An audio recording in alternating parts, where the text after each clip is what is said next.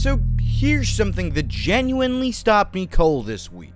Almost every single conversation about AI ends at the same finish line: AGI, human-level machines. The moment computers match us, everyone treats that like the summit, like the end of the map, the part where the credits roll. And then Google DeepMind quietly dropped a paper that basically says, yeah, that's not the finish line, that's the starting gun. The paper is called From AGI to ASI, and it went up on Archive on June 10th, 2026. It's roughly 57 pages long, and it was put together by a 14-person team at DeepMind. And before you roll your eyes and think that this is just another lab hyping itself up, look at who actually signed their name to this thing, because that's where it gets interesting, and honestly, kind of unsettling in the best way possible.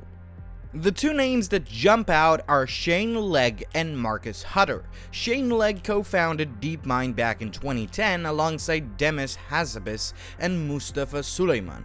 He's DeepMind's chief AGI scientist, and he's the guy who helped popularize the term AGI in the first place. Here's the part I love. His 2008 doctoral thesis was literally titled Machine Superintelligence. So 18 years ago, this was the hypothesis. Now it's a roadmap. The student grew up and turned his PhD dream into an actual corporate research document.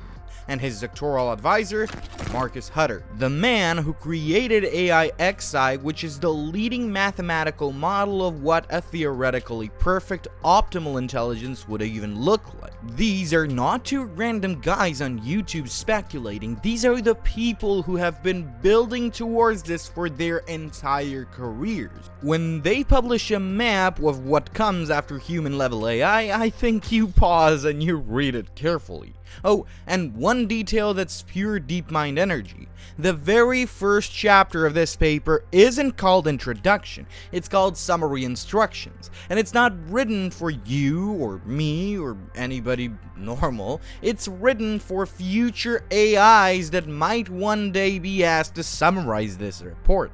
The authors basically tell those future systems, please use our exact definitions. Don't compress our list of pathways, and remember to check whether our conclusions actually held up over time. That's wild. They're leaving a note for their successors. I find that genuinely charming and a little spooky at the same time. Okay, so the paper is obsessive about definitions, and that's a good thing, because this whole debate falls apart when people use these words loosely. AGI, in their framing, is a system roughly as capable as a median human across most cognitive tasks. Not Einstein, not a top expert. Just a solid, average, competent human, but across basically everything. Reasoning, planning, using tools, adapting. They also point out that the first AGI will already be superhuman in plenty of narrow areas, because today's models already are. ASI, artificial superintelligence, is the scary jump, and they set the bar deliberately high. ASI isn't smarter than one person, it's not even smarter than a small team. It's a system that outperforms large, coordinated organizations of top human experts working together across virtually every domain. To make this airtight, they'd say imagine tens of thousands of the best experts collaborating for a decade, and the catch is that those experts can only use technology from 2010 or earlier. Why 2010? Because that's the year DeepMind was founded, and it cleverly closes a loophole. You can't cheat by saying, well, the humans would just build an ASI first and use that. No, pre-2010 tools only. Beat that, and you're a superintelligence. And then there's the ceiling. They call it universal AI, and it's formalized through Hutter's AIXI model. It's the theoretical maximum of intelligence. The thing is, it's been mathematically proven to be uncomputable. No real machine can ever actually be it. Think of it as the speed of light. You can chase it, you can use it as a reference point, but you physically cannot reach it.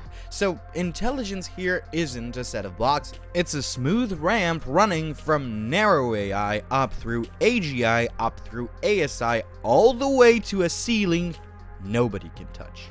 Now here's the single idea from this paper that rewired my brain a little. You don't actually need any individual AI to be smarter than a human to get superintelligence.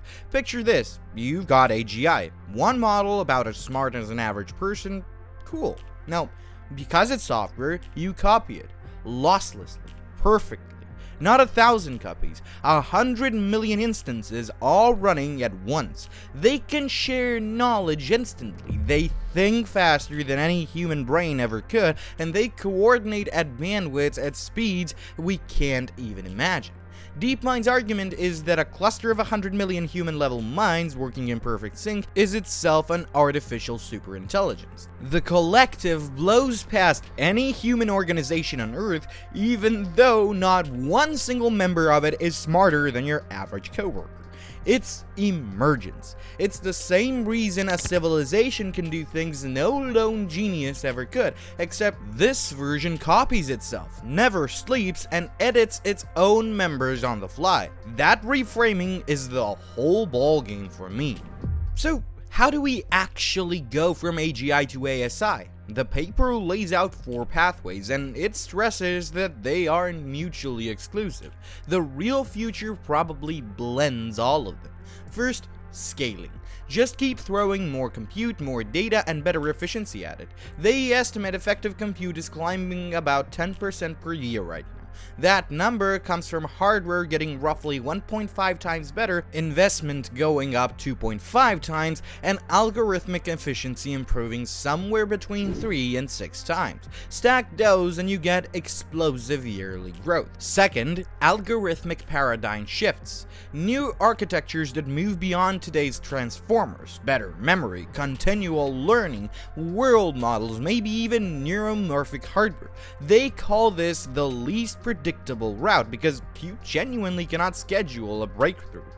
Third, recursive self-improvement. This is the one that gives people chills. AI starts accelerating AI research itself. Better AI builds better AI, which builds even better AI in a feedback loop, and the paper notes that this could compound into super exponential, basically explosive growth, or could fizzle out. Nobody knows yet. Fourth, multi-agent collectives, networks of specialized AI agents working together like a digital civilization with division of labor and shared memory, the way a company crushes what any one employee could do alone. And while all of this is impressive, there are some things that could slam the brakes. And this is why I actually respect the paper instead of dismissing it as hype. A huge chunk of it is about what could go wrong or at least slow everything down. They list 6 bottlenecks to be precise. There's the data wall, the very real possibility that we run out of high quality human training data this decade, with synthetic data being a risky patch. Then there's economics and energy, because exponential compute demands exponential money, chips, power, and rare materials. There's the chance that today's neural networks are just fundamentally not enough for true ASI.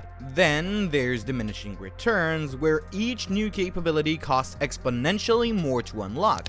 There's the abstraction barrier, where AI trained on human concepts might struggle to invent genuinely new ones from scratch. And finally, deliberate slowdown, where regular safety concerns or politics intentionally pump the brakes. Notice that the people building this are openly listing the reasons it might not happen fast.